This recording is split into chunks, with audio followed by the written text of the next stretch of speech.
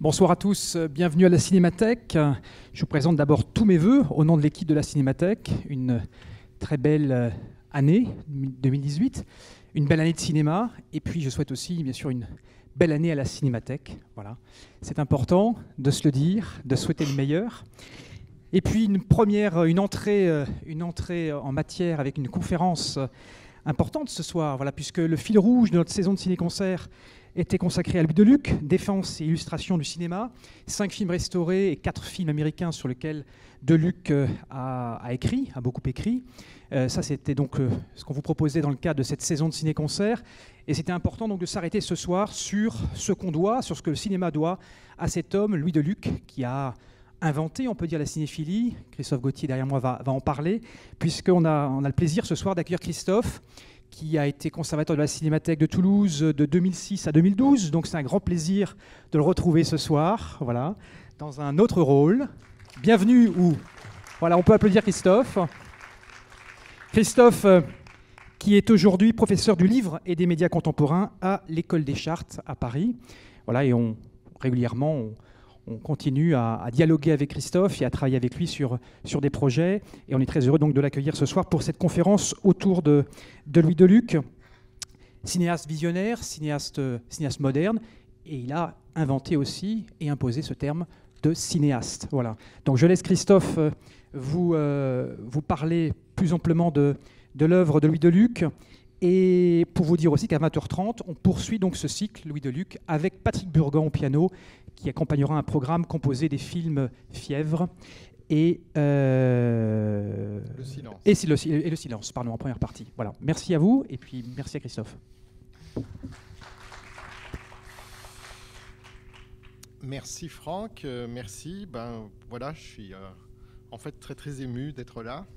Donc je vais commencer par lire, je vais vous lire beaucoup d'extraits ce soir de textes divers et je vais commencer par lire l'extrait d'un livre dont je ne vous dis pas le titre ni l'auteur je vous le révélerai bien sûr après. Il y est question de Léon Moussinac, ami d'enfance de Louis Deluc, qui fut critique de cinéma communiste dans les années 20. Il y est question aussi de Deluc il y est écrit ceci. Je disais que Moussinac communiste, il n'était pas encore. J'y comprenais rien à leur truc aux communistes, ces histoires de syndicats et d'anciens combattants. Qui c'est qui m'avait envoyé le voir à ce journal du soir qui n'a pas duré, Moussinac? Deluc, bien sûr. Et Deluc, je lui avais écrit encore, c'était avant la fin de la guerre, quand il avait publié La guerre est morte. Ce roman, vous savez, avec sur la couverture, ce n'était pas encore le regretté Deluc, comme on a dit après sa mort. Il m'avait trouvé un petit bout de figuration en 1921. C'est une erreur, c'était en 19, dans Fièvre. 1922, c'était l'année de la femme de nulle part. Mais il en avait peut-être assez de moi. Après cette expérience, il m'avait dit « Allez donc à Bonsoir voir l'ami Moussinac ». Mais il n'y avait pas de place pour moi à Bonsoir. Et donc c'est à partir de là que Louis Aragon, auteur de ces lignes, a commencé une autre carrière. Il s'agit donc du début d'un très beau roman de Louis Aragon qui s'appelle Blanche ou l'oubli, qui est un roman qui revient sur la remémoration un petit peu sur la jeunesse de Louis Aragon et où il est beaucoup question de Louis Deluc, des films de Louis Deluc, de ces films où Aragon l'écrit, les spectateurs claquent leur siège avec violence en partant parce qu'ils ne supportent pas ces films, ce qui plaisait beaucoup à Louis Aragon.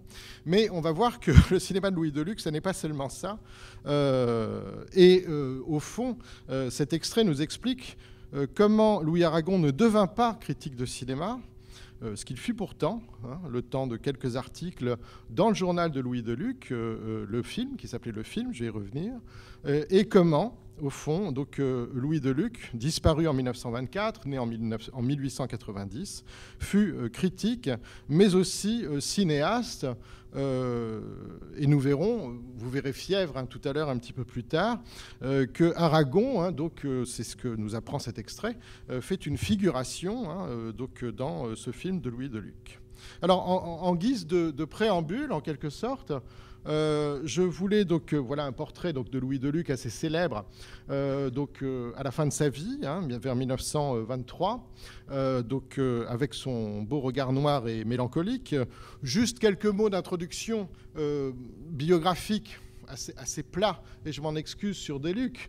Alors, on dit Deluc, paraît-il. M'a dit son neveu Gilles Deluc, mais qui s'appelle lui-même Deluc, mais qui dit à propos de son oncle, il faut dire Deluc. Voilà. Louis Deluc était né en 1890 à Cadouin, fils de pharmacien.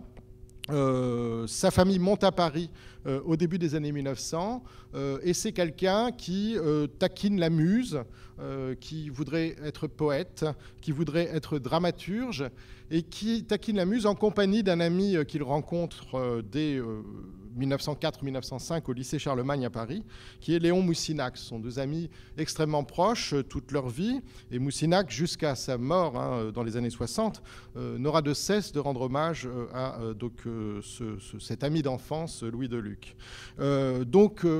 Au début, et nous verrons que le retournement est d'importance, Louis Deluc, c'est un homme qui voudrait faire du théâtre, qui voudrait plus exactement écrire du théâtre et non pas être comédien, qui voudrait rencontrer des comédiens, mais sur une scène et non pas au cinéma. Il fréquente en réalité assez peu le cinéma jusqu'à la Première Guerre mondiale. Alors, une fois ces petits éléments biographiques donnés, l'une des questions qui se posent à propos de la personnalité de Louis Deluc, ou les questions qui se posent à propos de la personnalité de Louis Deluc, sont des questions qui sont un petit peu toujours les mêmes dans toutes les histoires du cinéma, dans toutes les biographies. C'est au fond, est-ce que Deluc est l'inventeur de la critique cinématographique? Mais qu'est-ce que c'est qu'être critique cinématographique dans ce cas au début des années 20, et au fond, qu'est-ce que c'est qu'être cinéaste quand on est critique au début des années 20? Alors très rapidement, je vais essayer en fait de donner quelques éléments de réponse à ces questions avant de m'engager plutôt dans une analyse un petit peu où je mettrai en regard quelques-uns des textes de Deluc, des films qu'il a aimés et des films qu'il a lui-même réalisés. Alors, Louis Deluc est-il l'inventeur de la critique cinématographique? Eh bien, la réponse est non. Deluc figure certes parmi les meilleurs représentants d'une génération qu'on pourrait appeler la génération 1916. Pourquoi la génération 1916? Eh bien tout simplement, ça ne correspond pas du tout à une année de naissance, plutôt à une année de naissance au cinéma, puisque cette génération, pour une bonne partie d'entre elles, découvre la puissance du cinéma grâce à un film essentiel dont je vais vous reparler bien sûr, The Cheat, Forfaiture de Cécile B. DeMille en 1916. Alors, dans cette génération, on compte des critiques comme Émile Vuillermoz, Pierre Cise, Jean Tedesco, Lucien Valls, quelques futurs cinéastes. Le terme fut diffusé, à défaut d'être inventé par Deluc lui-même, qui se piquent de théories, comme Marcel L'Herbier, Jean Epstein. Abel Gans, lui, travaille déjà dans le cinéma depuis le début des années 10. La critique cinématographique existe en réalité depuis la fin des années 1900 dans des revues professionnelles, mais aussi dans la grande presse, dans la presse quotidienne, dans le Gaulois, un journal quotidien de droite à partir de mars 1916, et dans Le Temps à partir de novembre 1916, où la critique est animée par un grand critique musical, Émile Vuillermoz, qui fut un des introducteurs du wagnérisme en France, et qui se consacre pleinement au cinéma jusqu'aux années 30 dans ce quotidien qu'on appelait le quotidien de référence de la Troisième République, comme il y en a, paraît-il, d'autres aujourd'hui. Donc, la critique cinématographique, elle a lieu dans des grands quotidiens, et Deluc n'y échappe pas. Deluc écrit dans, il me semble que j'ai dû, non c'est pas là, peu importe, Deluc écrit dans Paris Midi, hein, qui est un quotidien, dans Bonsoir, qui est un supplément de l'Intransigeant, quotidien très important, et à partir de 1923, son ami d'enfance, Moussinac, écrit, lui, dans l'Humanité. Chacun, donc, aussi travaille dans des revues spécialisées, des revues cinématographiques qui apparaissent dès la fin des années 10 et qui s'adressent désormais non plus seulement aux membres de la profession, mais au public. C'est le cas du film, revue fondamentale sur laquelle je reviendrai, mais aussi de ces différentes revues comme la Gazette des 7 Arts, qui est une revue donc, créée par Ricciotto Canudo, ce fameux Italien né à Bari, inventeur de la formule 7e art à propos du cinéma, et qui s'en rengorgea plus souvent qu'à son tour, mais à laquelle donc, Deluc et Moussinac surtout en fait, collaborent, parce que très vite Deluc va se fâcher en fait, avec Canudo. Cinéa, qui est une création, alors là il s'agit d'une couverture donc, de Cinéa, qui est une création de Louis Deluc, qui avait créé auparavant un journal qui s'appelait le Journal du Ciné-Club, ou encore des collaborations régulières à Comédia Illustré, donc périodique très important, couvrant l'ensemble du monde du spectacle et du spectacle vivant en particulier, dans les années 1910, 1920, 1930. Donc la critique, non seulement elle est très importante dans les années 10 et dans les années 20, mais de surcroît, elle a été vraiment apportée par d'autres figures, il s'agirait presque d'une autre conférence, antérieure à Deluc, dès la fin des années 1900 et le début des années 10, et surtout, si elle se développe à la fin des années 10, ce n'est pas le fait du seul Deluc. Toute une génération se met à écrire sur le cinéma, se met à faire de la critique d'ailleurs de cinéma plus que de la critique de film, au fond, puisque l'un des enjeux de cet exercice de la critique cinématographique, c'est de déterminer quelles sont les caractéristiques majeures de l'art cinématographique, puisque art il y aurait.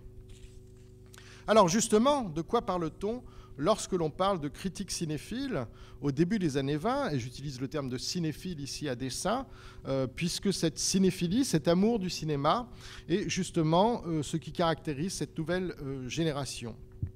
La régularité de la pratique régulière de l'écriture cinématographique dans les premières revues spécialisées, comme dans les quotidiens dont j'ai parlé, à une cadence presque infernale. Deluc a écrit plusieurs centaines d'articles en 5 ans, puisqu'il meurt très tôt, relève bien de l'invention d'un exercice critique qui exerce l'œil du spectateur aux fins d'amélioration, nous le verrons, du cinéma à venir. Si on fait de la critique, c'est pas... Au fond, la finalité est un petit peu différente de celle qu'on attendrait de manière évidente. Il ne s'agit pas seulement en fait, de dire qu'est-ce qui est bon, qu'est-ce qui est mauvais, de dire s'il y a des bons ou des mauvais films, mais bien en fait de regarder les films pour améliorer les films qui seront faits demain, de tirer des enseignements de ces films du passé pour pouvoir, en quelque sorte, dire ce qu'il en sera, justement, des films de demain, et s'il est possible de faire des films qui soient enfin des films véritablement cinématographiques, des films qui exploitent pleinement l'ensemble des ressources artistiques du cinéma demain. Et nous verrons que, de ce point de vue-là, Deluc y voit beaucoup de possibilités dans le cinéma américain, mais en revanche très peu dans le cinéma français. Alors, en 1920, pourtant, le cinéma n'a que 25 ans. C'est un spectacle de fête foraine, dans ses premières années, qui avait laissé parfaitement indifférents ceux qui allaient constituer donc, la première génération de critiques jusqu'à la guerre. Jusqu'à 2 chocs fondamentaux, sur lesquels je m'arrêterai bien sûr plus longuement, c'est la découverte des films de Charlie Chaplin et celle de Forfaiture, dont j'ai déjà parlé, à l'été 1916 pour Forfaiture. Alors cet art cinématographique, dont on perçoit les promesses mais pas encore les réalisations, est un art dont la syntaxe, l'analyse en quelque sorte, reste encore complètement à définir. Donc ça doit être, on peut l'imaginer, assez excitant en fait de se retrouver confronté à des images que l'on ne sait pas décrire, où il s'agit finalement de mettre en place un vocabulaire de description, d'analyse qui n'avait pas encore été bien évidemment fixé. En d'autres termes, cette critique émergente des années 20, elle se demande comment il convient de parler d'images qui bougent sur un écran, comme on parlerait, s'interroge-t-on, du théâtre, de la littérature ou en termes nouveaux. C'est l'un des grands enjeux, que cet enjeu, je dirais, sémantique, qui est celui justement de la critique des années 20. Il faut tout inventer, les catégories d'analyse, le système de pensée, un langage qui définisse enfin la syntaxe du 7e art. Alors, Deluc, à cet égard, il se dira critique de cinéma plutôt que critique de film, c'est ce que je disais tout à l'heure, au sens où la visée de l'exercice critique, c'est bien la définition de cet objet encore étrange, parce que nouveau, qu'est le cinéma. Donc, il n'est pas l'inventeur de la critique cinématographique, ils sont plusieurs. D'ailleurs, il n'y a jamais un inventeur unique, c'est comme pour le cinéma tout court, pour la photo ou pour l'enregistrement sonore, mais il pratique bien l'exercice critique de manière intense, de manière très dense, en collaborant avec plusieurs journaux et donc avec une visée bien précise qui est de définir, au fond, quelles sont les caractéristiques de l'art cinématographique. Alors, partant de là, finalement, si on peut considérer que Deluc n'est ni tout à fait l'inventeur de la critique, ni tout à fait celui de la cinéphilie, il n'en reste pas moins l'inventeur d'un regard sur le cinéma. Parce que Deluc, il a forgé des goûts et des dégoûts. Il est aussi, donc, en gros, ce qu'il faut aimer, mais ce qu'il aime lui-même et ce qu'il déteste, Feuillade, par exemple, il déteste Feuillade, ce qui pourrait apparaître comme une faiblesse, mais qui en réalité est très cohérent dans le système des Luciens, on va dire, en tout cas de Louis Deluc. Et Deluc est aussi le cinéaste, c'est un terme que l'on peut donc utiliser à propos de Deluc, puisque c'est un terme qu'il a revendiqué pour la pratique justement cinématographique et pour différencier le cinéaste du metteur en scène de théâtre. Donc Deluc est aussi un cinéaste qui va chercher à mettre en œuvre, à mettre en pratique l'expérience cinématographique acquise en regardant les films des autres.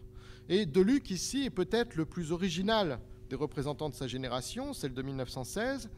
Lorsqu'il fait des films, il ne cherchera pas à faire œuvre de génie, ça on va le laisser à Abel Gance. Il ne se contente pas de l'écriture non plus, donc en abandonnant l'ambition cinématographique qui a un temps tenté Léon Moussinac, mais Moussinac a écrit des scénarios, a voulu réaliser un film avec Epstein, un scénario très méconnu qui est conservé à la Bibliothèque nationale de France, et puis finalement il abandonne en fait le projet. Il ne tente pas non plus, Louis Deluc, une adaptation au contexte français des recettes de l'entertainment américain, avec d'ailleurs une certaine maladresse, comme le tente son patron à la revue Le Film, qui s'appelle Henri Diamant-Berger, qui a réalisé notamment une version des Trois Mousquetaires en 1920.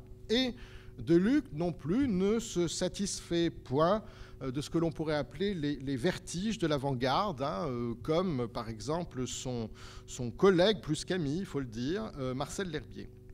Donc c'est un délicat exercice d'équilibre que ce livre de Deluc, à mon sens, dans ses films, entre le désir d'acclimatation des grands récits américains, un réalisme empreint de mélodrame qui est hérité d'un très grand metteur en scène de théâtre qui est passé à la réalisation de films en 1917 et qui s'appelle André Antoine.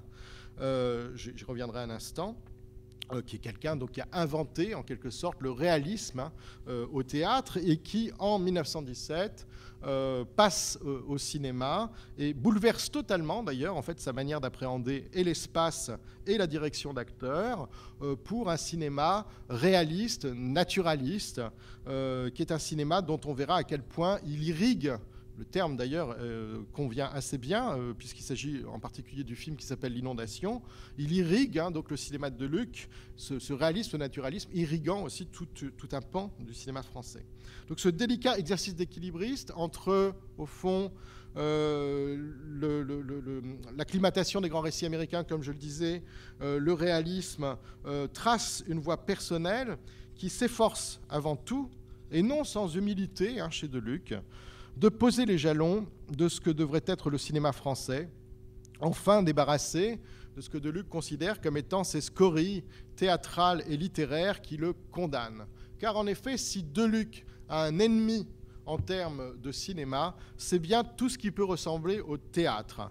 Et de ce point de vue-là, il sera impitoyable contre tous ces cinéastes de l'ancienne génération. Alors c'est une génération pas très âgée, pas beaucoup plus âgée en réalité que celle de Deluc, mais c'est une génération qui est arrivée au cinéma à la fin des années 1900 et au début des années 10, dont il considère qu'il s'agit pour le plus souvent de films encore totalement empesés d'une tradition théâtrale dont il avait été pourtant un grand admirateur, comme lui-même amateur de théâtre dans les années 10, mais qui ne convient pas à l'expression cinématographique. Alors, c'est au film, dans cette revue dont je vous montre ici, alors oui, comme je le disais, en préparant en fait la séance, j'avais oublié, comme quoi, vous voyez, enfin, j'avais oublié, peut-être plus exactement, refoulé, la taille de l'écran ici, voilà. Donc tout simplement parce que maintenant j'ai l'habitude de parler dans des salles de séminaire avec des écrans timbre-poste. Alors du coup, voilà, là je me sens totalement écrasé là par ces images dont j'ignore du coup si la définition est satisfaisante pour vous. Vous m'en excuserez par avance. Donc c'est au film. Le film, c'est une revue qui a été créée en février 14. La parution s'interrompt au début de la guerre et le titre est repris en février 16, au début de la bataille de Verdun, par Henri Diamant-Berger, ce futur cinéaste dont j'ai parlé tout à l'heure, qui d'abord est directeur d'une revue de cinéma. Louis Deluc entre au film en 1917. Il prend la rédaction en chef de la revue en juillet 1917 et pendant un peu plus d'un an, une nouvelle génération va faire de cette revue le centre de la vie cinématographique française.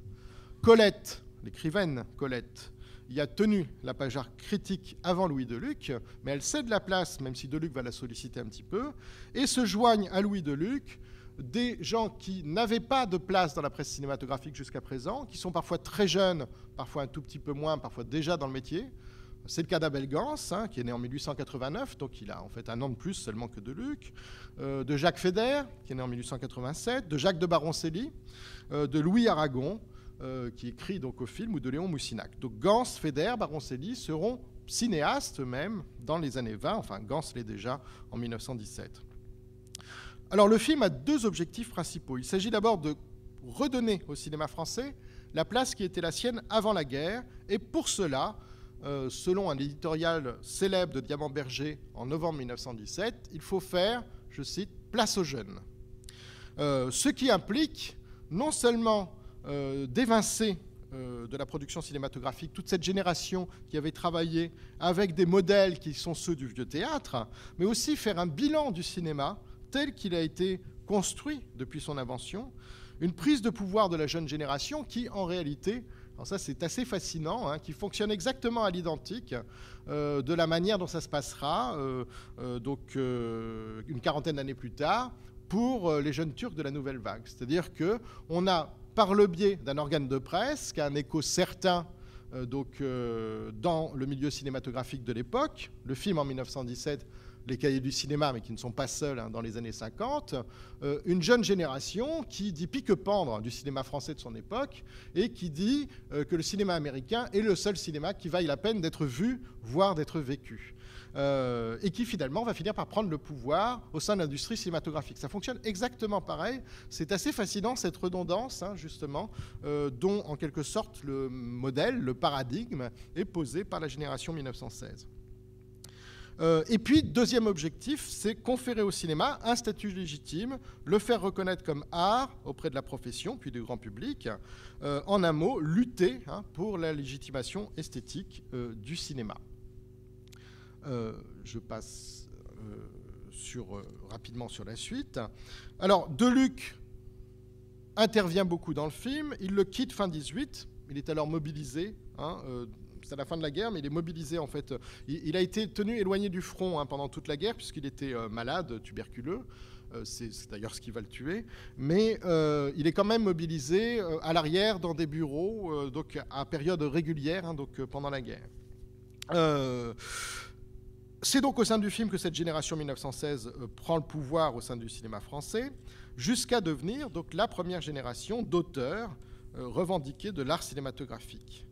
Et c'est à partir de cette expérience du film que Deluc critique, pas seulement ancien critique. Deluc poursuit l'exercice critique jusqu'à sa mort et tout en faisant des films. À la différence d'un Truffaut, par exemple, qui arrête la critique à partir du moment où il commence à faire des films. Deluc donc tourne 7 films entre 1919 et 1923. Il crée divers journaux, j'en ai déjà parlé. Et donc ces 7 films, seule une partie est conservée. Vous en verrez 2 tout à l'heure ce soir. Le silence n'étant conservé d'ailleurs que de manière incomplète, malheureusement, jusqu'à son dernier film, L'Inondation, tourné en 1923 et sorti en 1924, au moment où Deluc meurt brutalement. Alors Deluc, comment en est-il arrivé là ? Avant Forfaiture, Deluc l'a avoué à plusieurs reprises, le cinéma l'intéressait peu, il s'est beaucoup tourné vers des figures de théâtre, notamment vers cette grande figure totalement oubliée aujourd'hui, hein, qui s'appelle Édouard de Max, qui était un acteur célébrissime, hein, des années 1900, une immense star, en fait, avec une aura équivalente à celle de Lucien Guitry pour les hommes, voire pour les femmes, pas tout à fait équivalente quand même à celle de Sarah Bernard, mais une aura considérable. Deluc n'a pas encore abandonné l'idée d'une carrière théâtrale en 1916.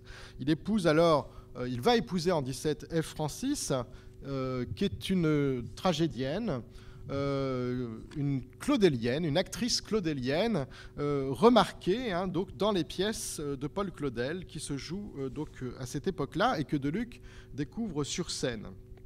Et Ève Francis joue dans tous les films de Louis Deluc.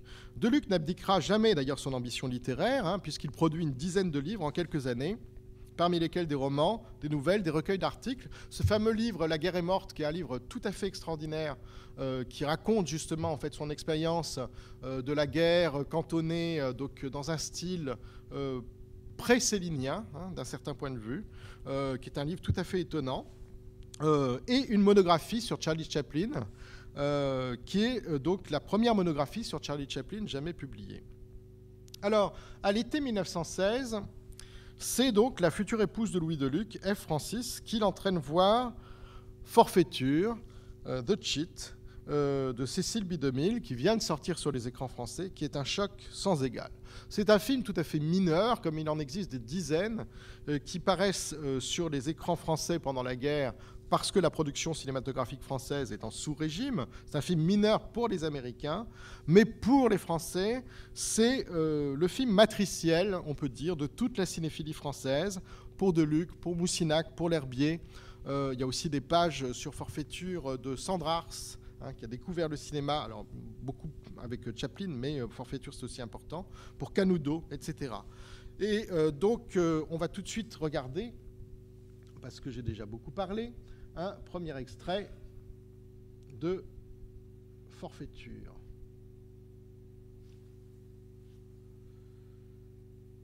Je me mets en plein écran, voilà. Il n'y a pas de musique, c'est normal. On va regarder un extrait de Forfaiture et je vais vous lire dans la foulée un texte de Deluc sur ce film. Je pourrais presque le lire en même temps, en réalité, puisqu'il n'y a pas de musique.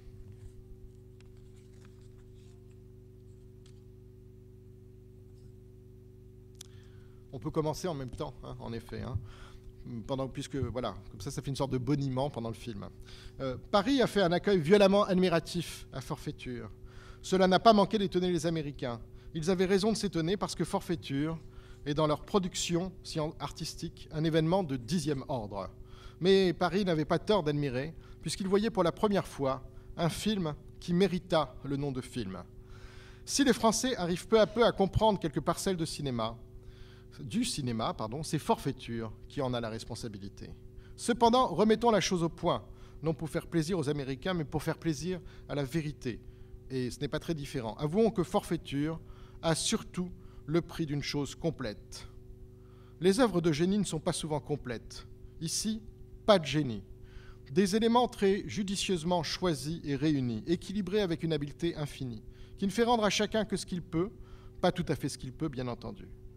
Pas un musicien ne criera au génie devant la Tosca de Puccini. Tous reconnaîtront cependant que c'est un tout complet, organisé avec une adresse et une maîtrise admirables. La synthèse d'un scénario bien composé, d'une musique sans discrétion inutile, mais sans insolence caractérisée, d'une écriture telle qu'un interprète secondaire peut y suffire et qu'un interprète sublime y rayonnera étrangement, sans pourtant y gaspiller les trésors secrets de son génie, a fait ce résultat. Forfaiture, c'est la Tosca du cinéma. Alors voilà, donc une œuvre donc, sans génie, mais admirablement composée, et surtout, Deluc qui reviendra plus tard, qui ne sacrifie pas à l'accessoire, mais va directement à l'essentiel, c'est-à-dire tenter de s'exprimer avec les moyens qui sont les moyens propres du cinéma. Alors réalisé, je ne reviens pas sur l'histoire de Forfaiture, peu importe. Donc, Deluc, en décembre, d'ailleurs l'histoire est sans grand intérêt, hein, en réalité, c'est d'ailleurs l'une des grandes faiblesses de ces films de cette époque-là, mais du point de vue cinématographique, c'est tout à fait donc, admirable, et Deluc y reviendra donc, en décembre 1917, un an plus tard. On ne donne que forfaiture, et tout est combiné pour desservir ce magnifique essai de beauté cinématographique. Mais telle est la force d'une chose neuve et puissante. Excusez-moi, je vais vous remettre une image plutôt que mon ordinateur un peu, voilà, surchargé, voilà. Voilà. Mais telle est la force d'une chose neuve, puissante et complète, que malgré tout et malgré eux-mêmes, ces bourgeois, paysans ou soldats en goguette sont violemment saisis par la troisième partie du drame et enthousiasmés par la cour d'assises, car il faut savoir qu'enfin, à la fin du film, on a une séquence hein, donc de procès, de cour de tribunal, en fait, c'est pas une cour d'assises, parce qu'on est aux États-Unis, qui crée presque à elle toute seule le genre du film de procès cher au cinéma américain. Le talent subtil et simple de Sessue Hayakawa, qui est donc l'acteur japonais que vous voyez ici à l'écran, a trouvé là une occasion extraordinaire de se manifester. Semblable au metteur en scène et comme résultat supérieur à lui, il n'a visé que la vérité. Ce film ne contient que l'indispensable. Personne n'a photographié un rideau de trop ou créé un éclairage sans raison. Personne n'a un geste, un sourire, un regard qui soit inutile. Renoncer à toutes les joliesses, mettons même beauté qui se rencontre si facile dans le travail du cinéma, c'est atteindre beaucoup plus sûrement à la beauté et à la compréhension du public. Alors, deux remarques sur ce texte de décembre 1917. La première, c'est sur, en quelque sorte, l'économie du film de Cécile B. 2000.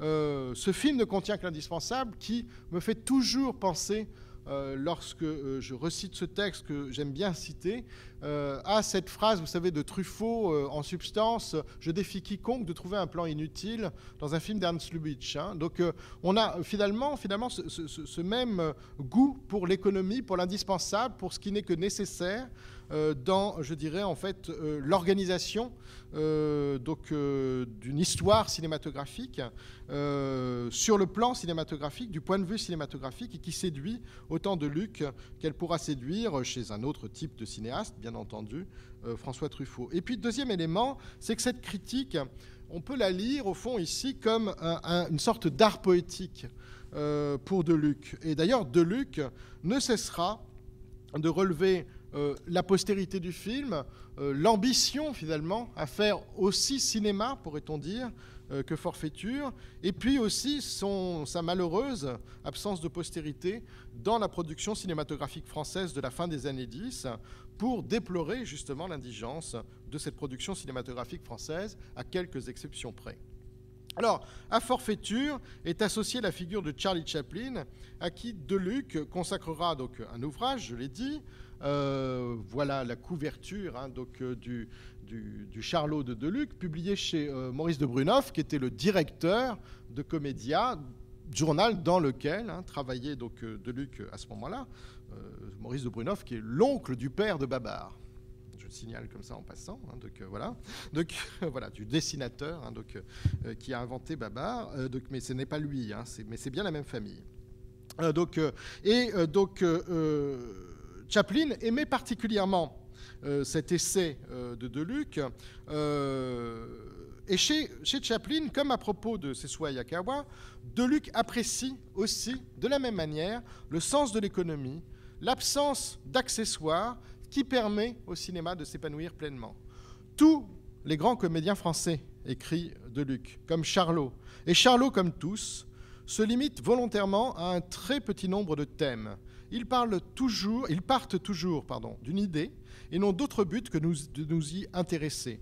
Grimaces, ricanements, yeux fous, ils emploient leur tradition vocale, plastique ou acrobatique dans un but parfaitement défini, et tous ont cherché toujours à limiter leur matériel de fantaisie. Ce sont les médiocres et les mauvais excentriques seuls qui accumulent les accessoires pour obtenir le rire public.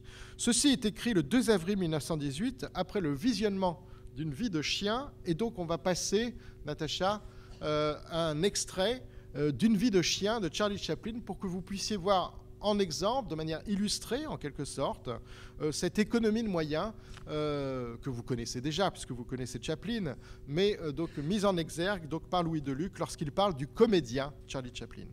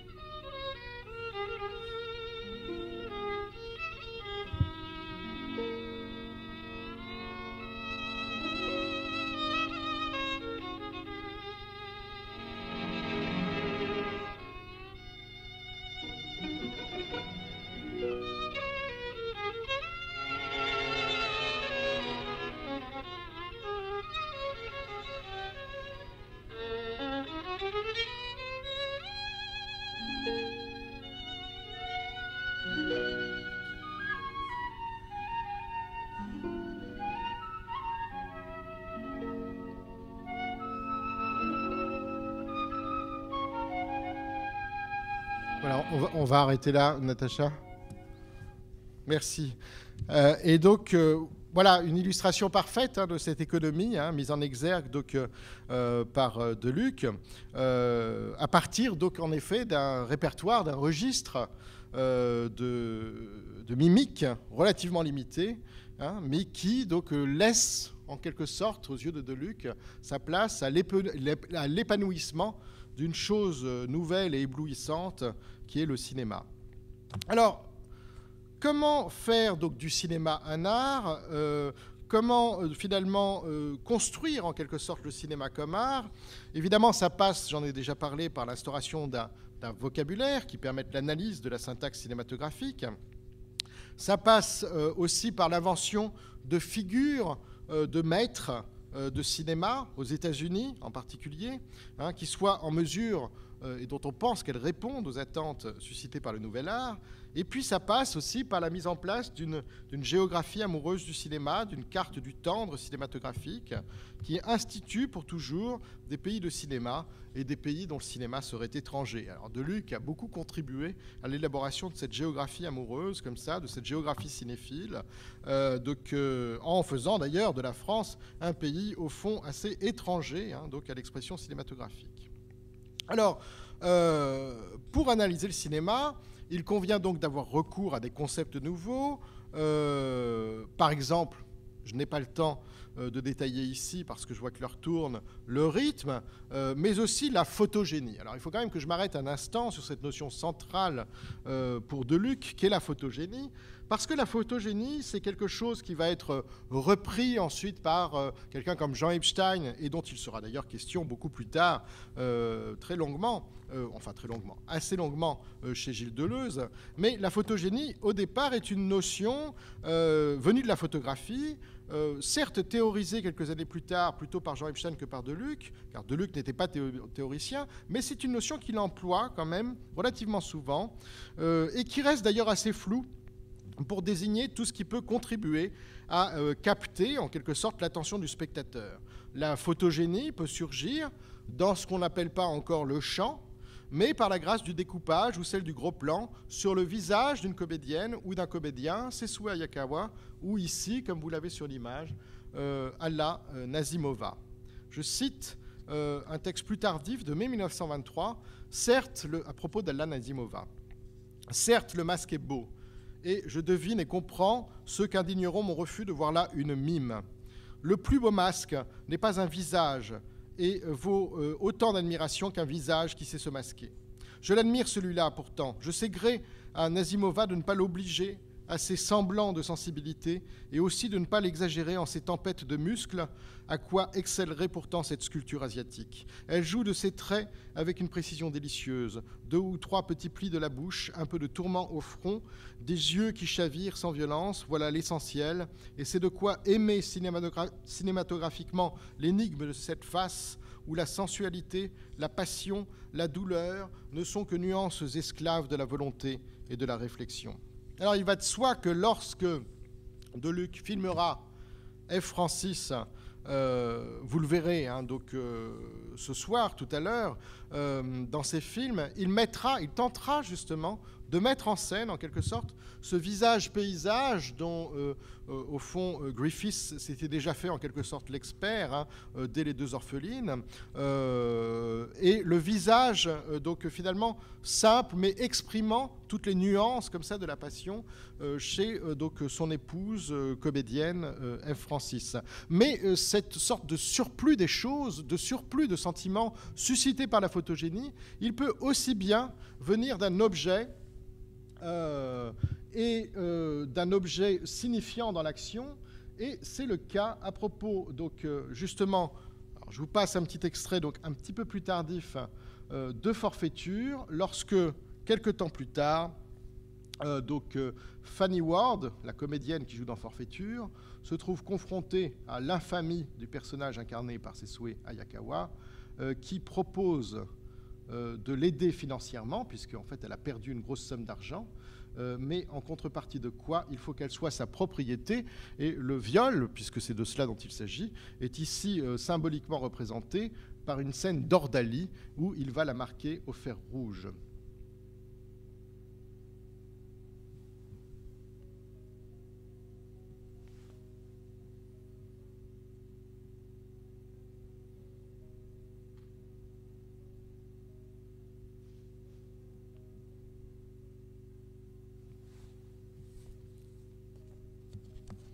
Et vous allez voir que dans cette séquence qui commence maintenant, il y a au fond, la caméra se focalise sur un objet et un fragment de corps, l'épaule de Fanny Ward, et le seau avec lequel donc, Hayakawa va marquer l'épaule de Fanny Ward.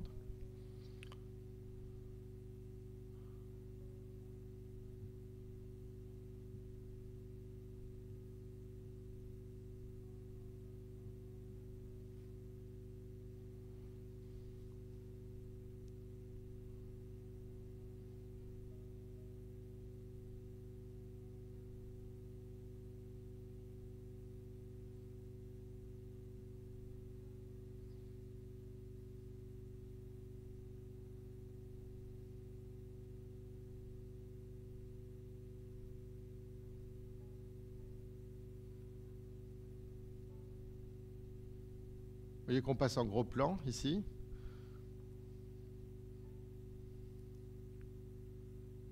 Et que c'est en fait sur le visage aussi d'Hayakawa que se joue la séquence en question. Je vais jusqu'à son dénouement fatal. Il était déjà tragique, il va devenir fatal.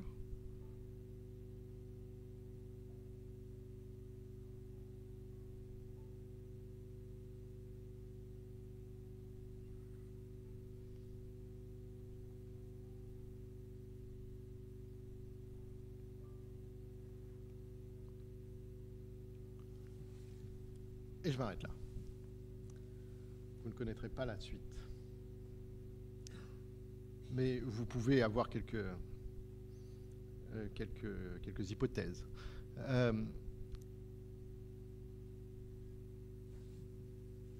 Alors, ce qui est intéressant, c'est que... alors, je vais tout de suite essayer de vous montrer un extrait suivant. C'est que Deluc, au fond, va tâcher de tirer de cette expérience cinématographique des leçons, des enseignements pour ce film, certes daté de 1921, mais en fait le film a bien été tourné en 1919. Fièvre, qui est un film sur lequel je m'arrête un instant. Fièvre n'est pas tout à fait la première expérience cinématographique de Deluc. Néanmoins, c'est le premier film sur lequel il existe une sorte de contrôle complet et avec quasiment aucun moyen, zéro moyen.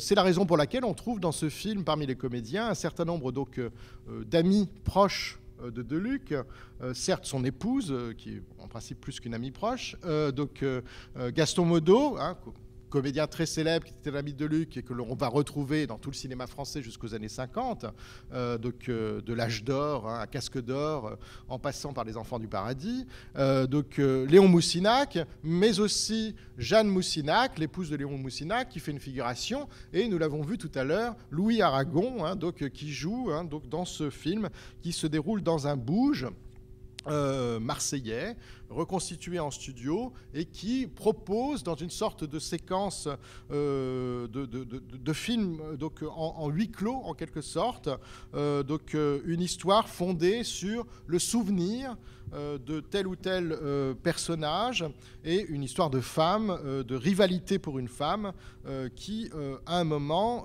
donne lieu à une bagarre considérable. Alors il faut savoir que le film, s'il sort avec retard, c'est parce qu'il a eu de grosses difficultés avec la censure, ce qui n'avait pas été le cas en pleine guerre de forfaiture, ce qui est quand même assez surprenant. Mais il a eu de grosses difficultés avec la censure, qui a obligé Deluc à modifier son titre, qui s'appelait initialement La Boue, et donc à le transformer en Fièvre, mais aussi à en retrancher tel ou tel plan considéré comme problématique aux yeux de la censure en 1919-1920. Alors, je vais vous passer un petit extrait très très rapide qui fait une vingtaine de secondes de Fièvre, juste pour vous montrer comment Deluc focalise aussi sur un objet, ou plus exactement ici sur un animal, et tire en quelque sorte les enseignements de la photogénie telle qu'il a pu la remarquer dans le film de Cécile B. 2000.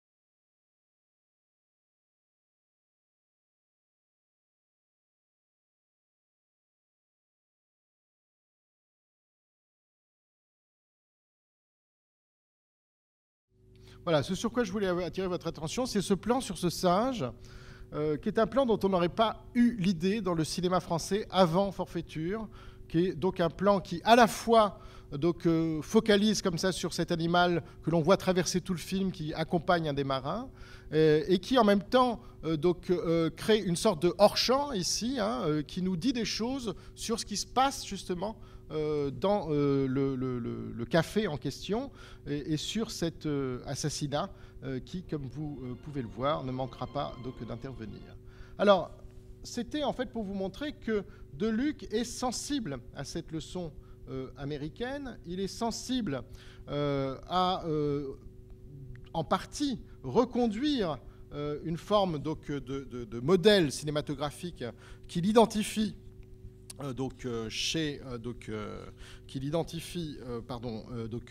les cinéastes américains, mais c'est aussi au fond quelqu'un qui justement va chercher dans le cinéma français, et je vais tout de suite passer à cet aspect-là, car sinon on n'aura le temps d'abord pour aucune question, et puis je risque de dépasser mon temps, qui cherche donc des figures nouvelles, des figures de maîtres, des figures de précurseurs dans le cinéma français. Et parmi ces précurseurs, alors il y a bien sûr chez les Américains Griffith, on aurait pu citer aussi Thomas Ince, qui est un producteur, plutôt l'équivalent d'un producteur exécutif aujourd'hui, au sein d'une firme cinématographique célèbre qui s'appelle La Triangle. Mais j'ai mis ici une photo d'André Antoine, ce metteur en scène de théâtre dont j'ai parlé tout à l'heure, à propos duquel, donc, en 1917, Deluc donc, écrit un texte célèbre qui s'intitule « Antoine travaille ».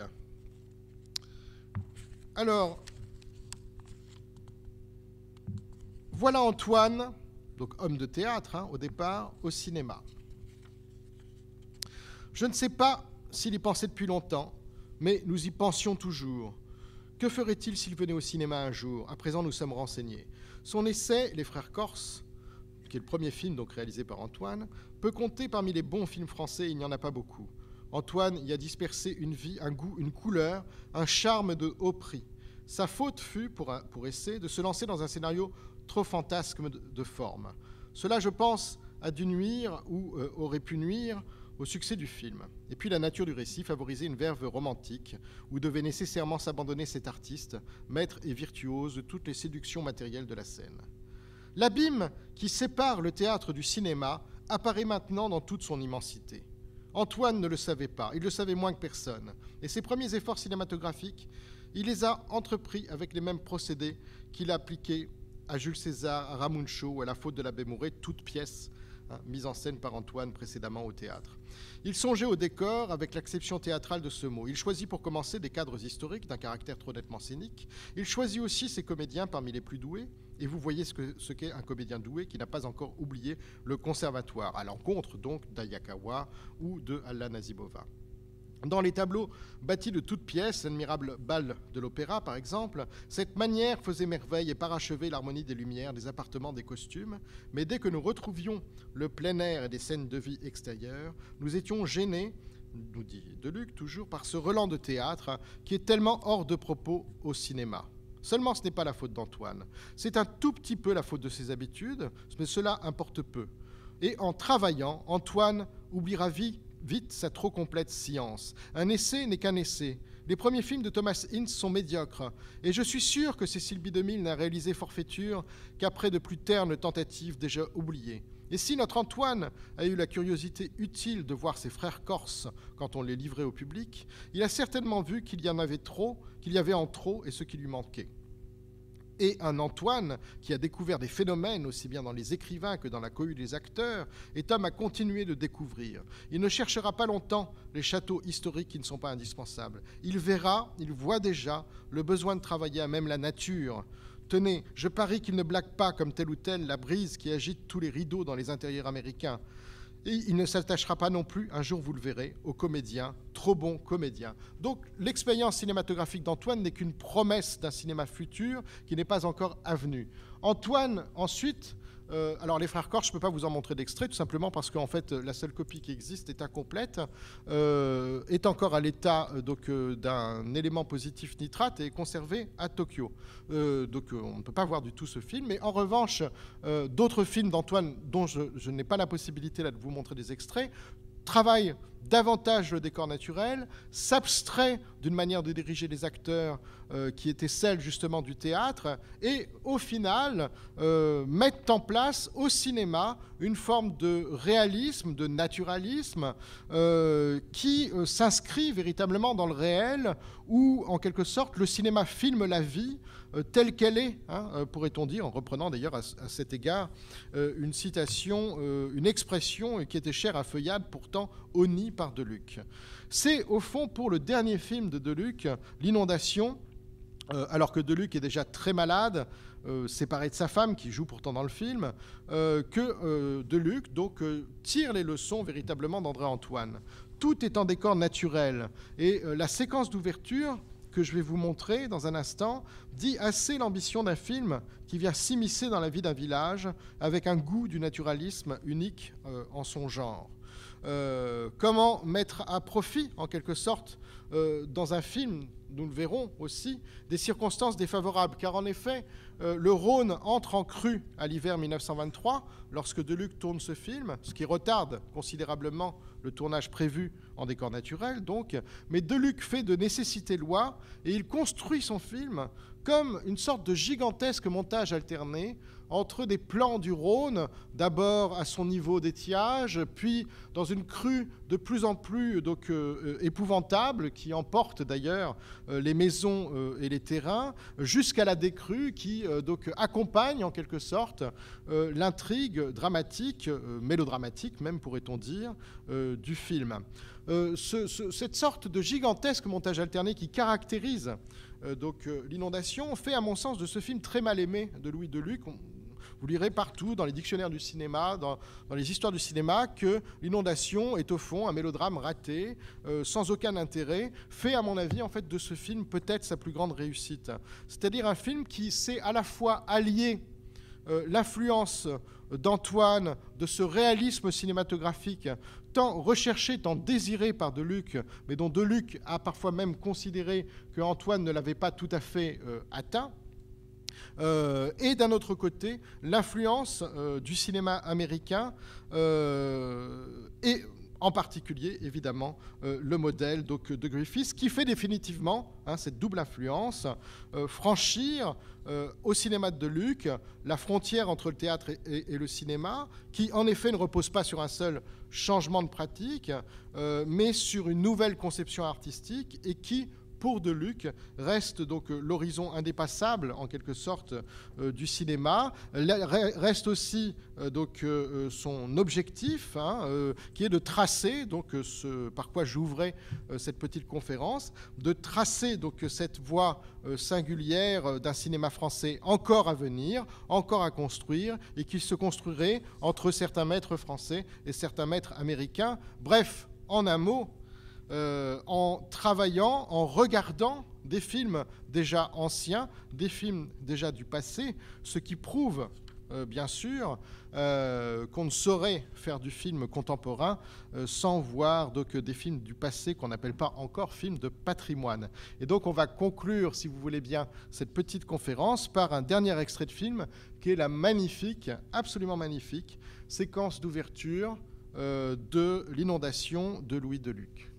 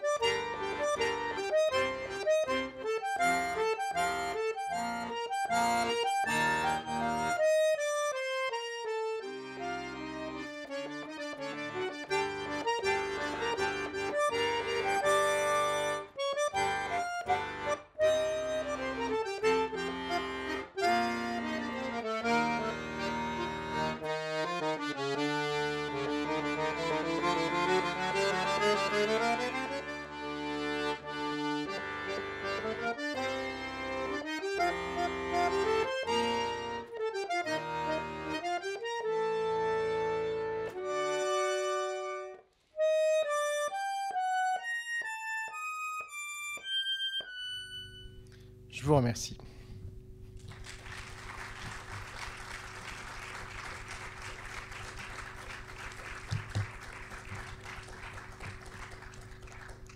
Merci Christophe. On a peut-être le temps pour 2 ou 3 questions, pas plus, parce qu'il est déjà un petit peu tard. Est-ce que certains veulent se lancer ?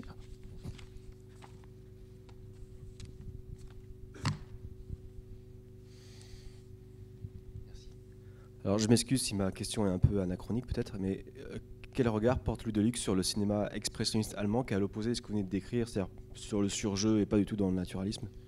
Alors oui, en fait, à l'époque du cinéma allemand, on voit surtout Caligari, et d'ailleurs Deluc. Et en fait, je ne l'ai pas mentionné, c'est l'homme qui montre Caligari en France. Parce que le cinéma allemand, on ne le voyait plus depuis la guerre. Le cinéma allemand, c'était un cinéma Bosch. Depuis le début de la Première Guerre mondiale, on ne voyait plus de cinéma allemand. Et c'est Deluc, dans le cadre d'un club qu'il avait monté, qui, pour la première fois, introduit à nouveau le cinéma allemand en France, qui est le cabinet du docteur Caligari. Alors évidemment, c'est un cinéma qui est à l'opposé, en effet, de ce que je viens de vous montrer.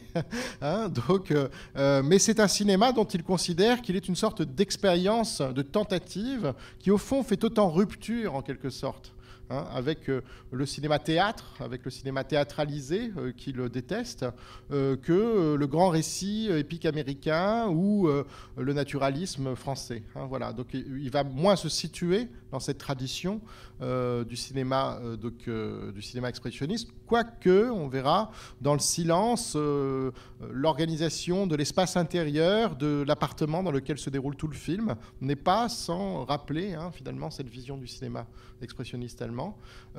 Et puis ensuite, il mourra trop tôt pour voir vraiment en fait tout le reste, c'est-à-dire ce qui va faire suite en quelque sorte. C'est-à-dire à la fois Murnau, Lang, des gens comme ça, etc.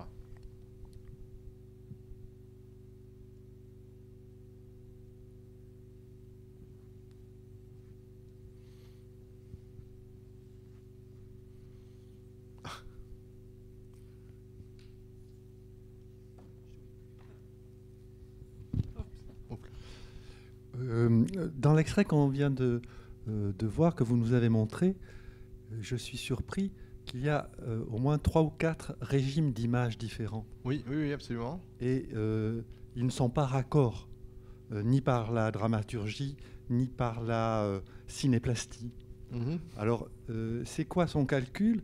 Est-ce qu'il pense que la dynamique d'accumulation de régimes hétérogènes va emporter un mouvement, va faire écriture, et ça n'a plus rien à voir avec Cécile B2000 ou avec quoique un peu avec Griffiths quand même, un peu avec Griffiths, où on a aussi en fait cette variété, je pense, en fait, de régimes comme ça d'écriture cinématographique.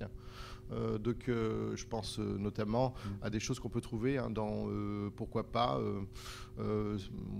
Intolérance, qui était vu. Intolérance sort en France en 1921. Donc un peu tard par rapport à ce qu'on sait, mais voilà. Mais je pense que vous avez tout à fait raison. Par exemple, dans Intolérance, les travelling sur le décor des éléphants, qui n'est pas forcément raccord avec la dramaturgie. Des choses comme ça, c'est à ça que vous pensez? Oui, ou tout simplement, en fait, le fait qu'on ait de toute façon des régimes d'images qui sont très hétérogènes, c'est le principe même du film, quoi, si vous voulez. Enfin, à la fois des histoires, des périodes hétérogènes, et on peut avoir en effet une absence de raccord à l'intérieur d'une même période. Mais je crois que cette question de la justesse du raccord, elle préoccupe pas beaucoup les cinéastes dans les années 20. Je pense que vous trouverez... Je ne parle pas du raccord, du raccord classique que le parlant va contraindre d'une certaine manière. Je parle du raccord de régime, c'est-à-dire qu'il y a les plans sur les acteurs, il y a le plan travelling sur une charrette où il veut pénétrer dans les gens, dans la foule des gens. Peu importe s'il y a des gamins qui font des regards caméra, mais ça, il parle d'autre chose. Il y a les raccords sur les femmes, enfin le régime des femmes qui cancanent, mais elles ne sont pas mises en scène avec le couple qui doit être le pivot de la narration. Il y a des soucis, il y a des préoccupations qui étaient très actives chez Griffiths déjà, et qui là, on est dans quelque chose de, je dirais, plus poétique, et ça me surprend. Alors je crois que c'est aussi en fait ce que vous avez finalement très bien décrit d'ailleurs ici, c'est au fond ce que l'on a pu définir comme étant les caractéristiques de ce qu'on a parfois appelé l'avant-garde narrative française, quoi, si vous voulez, hein, donc qui fonctionne comme ça, avec une hétérogénéité de registres, et qui, à mon sens, et c'est aussi le cas des historiens du cinéma, je pense à un historien américain comme Richard Abel, qui a beaucoup analysé cette première avant-garde, qui s'inscrit dans une tradition qui est aussi celle du réalisme, c'est-à-dire qui peut jouxter, en quelque sorte, juxtaposer des plans complètement documentaires, des plans complètement fictionnels, quoi, si vous voulez, sans un même registre de narration, mais qui, je crois que le terme d'accumulation que vous avez utilisé était tout à fait juste, hein, en réalité, qui par accumulation, en quelque sorte, semble pouvoir, alors ça ne marche pas toujours, mais parfois ça marche, semble pouvoir faire sens. Hein, voilà. Donc je crois que c'est tout à fait ça, en effet. Moi, j'avais une petite question sur l'héritage de Louis Deluc aujourd'hui. Il est connu aujourd'hui parce qu'il laisse un prix, oui, absolument, qui récompense chaque année le meilleur film français, enfin élu comme meilleur film français de l'année. Et vous parliez tout à l'heure de la redondance, c'est-à-dire que le film participe d'une révolution. Les jeunes critiques, comme les jeunes ducs des cahiers du cinéma dans les années 50, les théoriciens, hein, parce que là, on parle de théorie, au cahier des cinémas, on sait que les cahiers du cinéma, enfin les critiques, ont fait rentrer la critique à l'université. Quel est l'héritage de Louis Deluc aujourd'hui dans le cinéma français? Vous parliez de réalisme poétique qui existe dans le cinéma du Front populaire des années 30 après. Est-ce que la critique de Luc, le cinéaste de Luc, a laissé un héritage? Alors c'est très compliqué. Alors déjà, en fait, le prix de Luc, c'est un prix qui n'est pas lié à la Nouvelle Vague, puisqu'en fait, le prix a été créé dans les années 30 par un certain nombre de personnes qui avaient connu Louis Deluc et qui donc l'ont créé en hommage à une figure sur laquelle d'ailleurs on pourrait broder, et, enfin qui est intéressante à analyser, qui est la figure mythique de Louis Deluc telle qu'elle a été construite après sa mort. Voilà. À laquelle fait allusion Aragon d'ailleurs dans le petit texte que j'ai lu, hein, le pauvre, le regretté Louis Deluc. Hein, voilà, c'était comme ça en fait justement qu'on le qualifiait, hein, etc. Alors pour autant, un certain nombre de ces cinéastes de la Nouvelle Vague auxquels vous faisiez allusion ont obtenu des prix Deluc ensuite, hein, dans les années 60, etc. Alors aujourd'hui, c'est très compliqué d'abord parce que c'est quand même un cinéma. Alors mais c'est une question passionnante parce que c'est toute la question finalement de l'héritage de films qui ont aujourd'hui 100 ans. C'est un cinéma qui a 100 ans.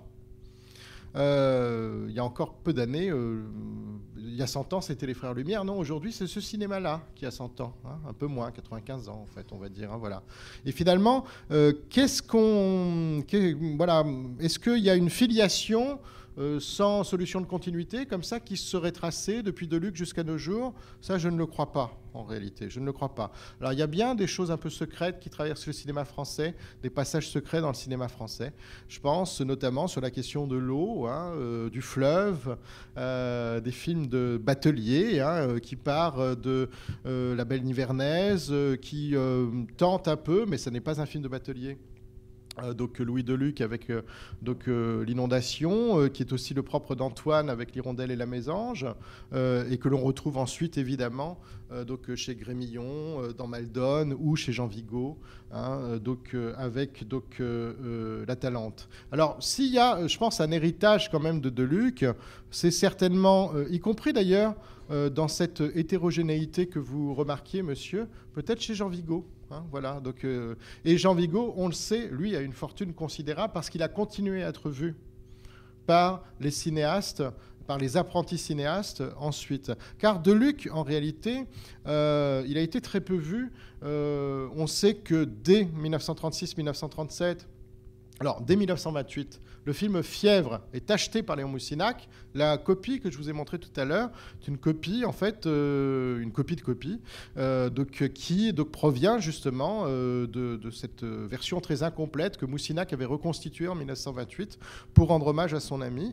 Et le film a été ensuite tiré et mis à disposition de plusieurs cinémathèques dans les années 40-50.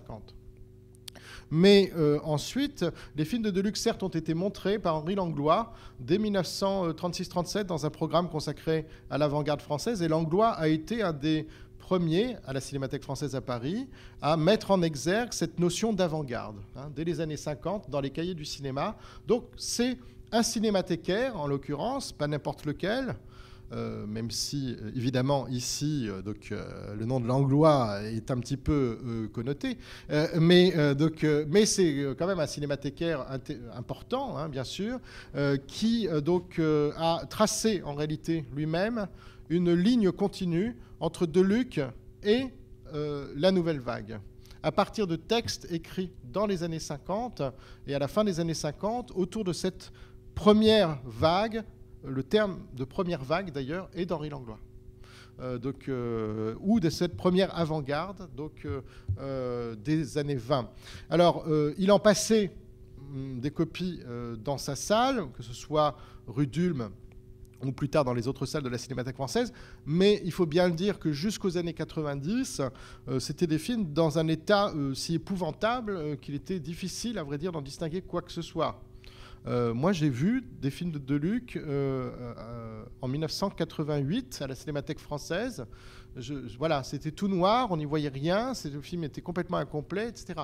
Donc après, c'est aussi moi, une question que je me suis souvent posée d'ailleurs quand je travaillais ici à la Cinémathèque de Toulouse, au fond, comme cinémathécaire.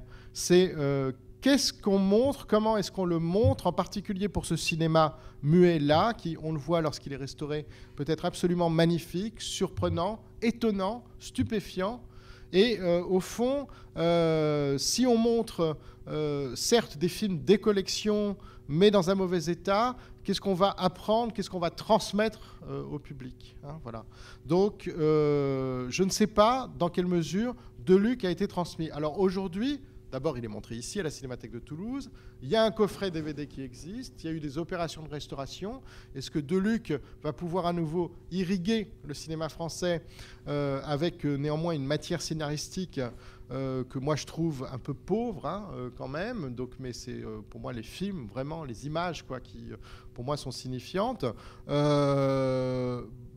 Voilà, ça je ne peux pas le dire en réalité. Voilà. Mais je connais assez peu de cinéastes contemporains que vous entendriez à telle émission de radio sur le cinéma dire « Ah oui, moi franchement, c'est Louis Deluc ». Ça, je ne l'ai pas trop entendu quand même. Voilà.